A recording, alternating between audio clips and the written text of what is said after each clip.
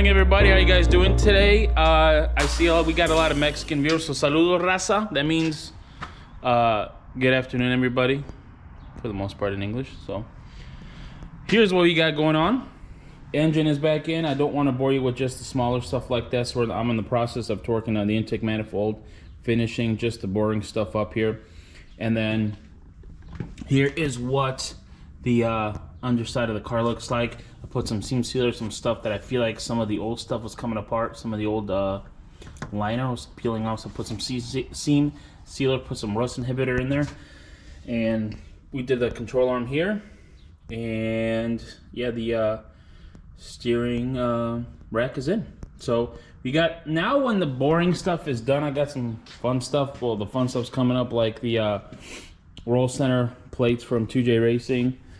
And then we have some the Brembos and the Quovers.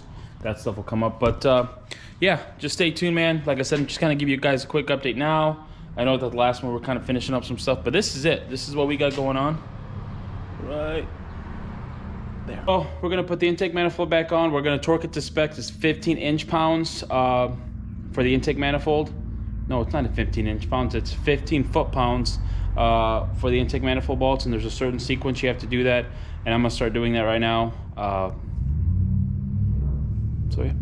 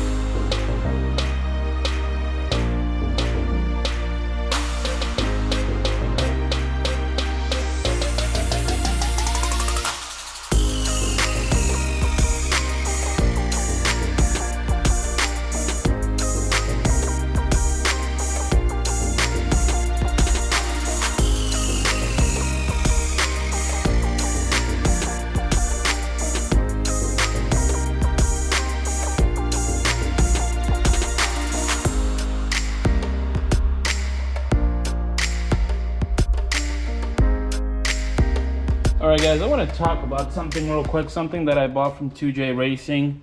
The Neon has this, but it's not technically like a spacer.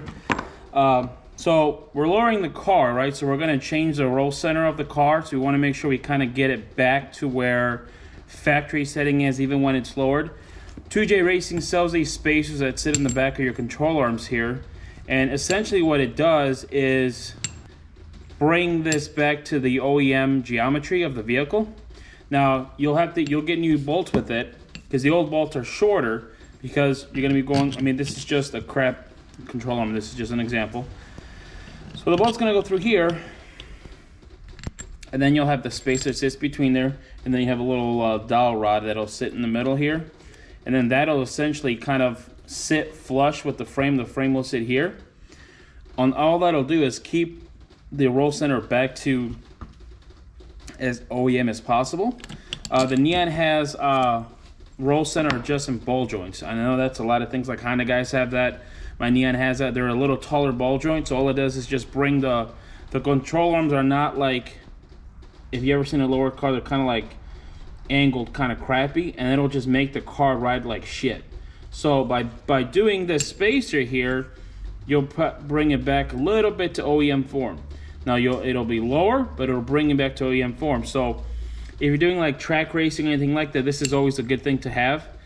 Just because everybody thinks you just lower a car and then you get better, you know, yes and no. But unless if you do like a roll center, it's just gonna, you're essentially just making it ride worse and you think you're doing a better job. I don't know how to explain it better than just that. But this is what it is. They make like thicker spacers. I think this one's like an 8 mil. I think there's a 10 mil one, or it's a little bit thicker than this one. Val uses the thicker one. Mine, I don't plan on lowering the car too crazy, but it's a great thing to have when you lower your car. I know guys complain about, like, I've seen a lot of guys in Central stuff complain about that they're blowing out their CV axles. Well, it's like basically their control arms are cockeyed as hell like this. I mean, stance cars, I'm gonna piss people off, but they're garbage. Like, there's no point of stancing the crap out of your car and control arms like this and it rides like shit. And then you want, I keep blowing on my CV axles, brother.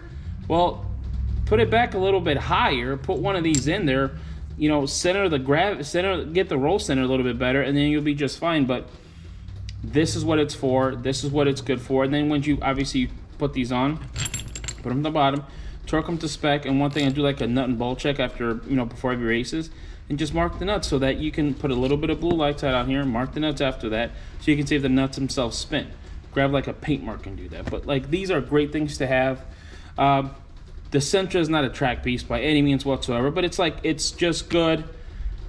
Not only preventative maintenance to not wear the hell out of these control arms, but it's just good to have in there when you lower your car. And I think a lot of other manufacturers make these, but for a Sentra, that's what they look like here. So, trying to teach you guys some stuff, and if I didn't, you know, maybe teach you guys as best as possible.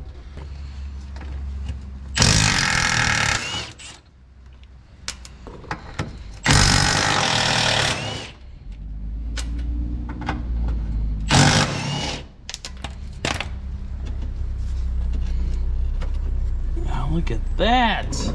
Don't be a hero and put some Loctite on your bolts. All right, all I did was take the sway bar link off. I thought we could have done it without moving anything, but tough shit. Took the sway bar link off.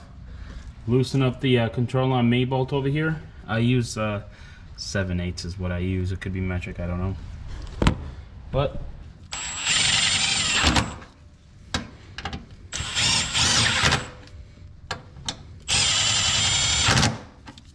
don't tighten these up all the way yet.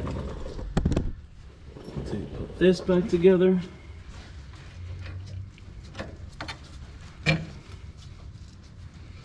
Okay, last thing you want to do as soon as you get them in there is torque them to spec, which is 50 foot-pounds.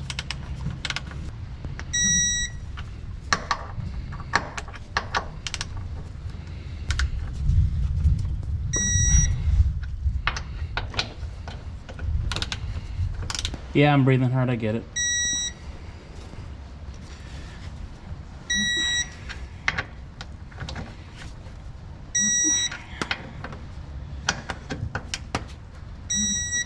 Okay, then all I would do is just mark them with a magic mark, or not a magic marker, a paint marker, so that I know if the bolts start to spin.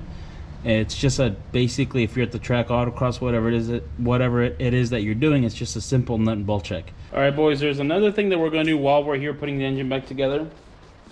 So here is the basically like underneath the mount to the subframe. Well, yeah, kind of connects to the subframe to the engine. So here are my OEM mounts. I did these last time.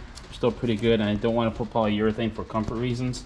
Val has polyurethane on his because he's more track. This is more daily / fun car / autocross car kind of a thing. So these things have bushings in here.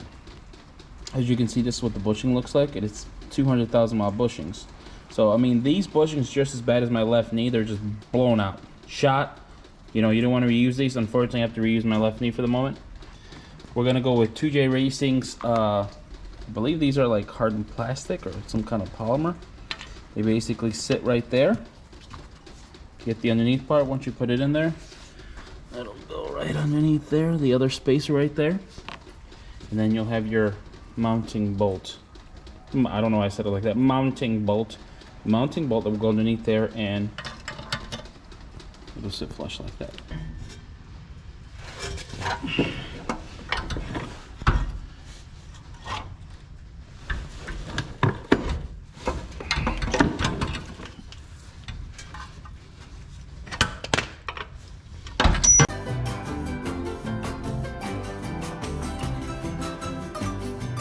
I wish I had a lift right now. There's that back bolt. You gotta thread that in for just a moment. And then, you know when people say, I built this car with jack stands and then they're proud of it? Yeah, give me an engine hoist, man, I'll be happy. And I'm not trying to be a hero. There's that one.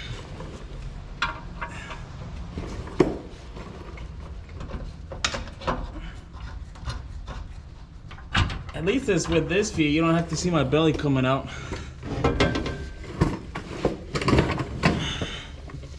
Which is nice.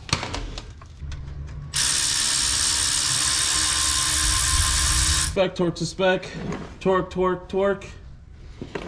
Which was also a really crappy bike movie back in like the early 2000s. What was his name? Ford? Hey, Ford!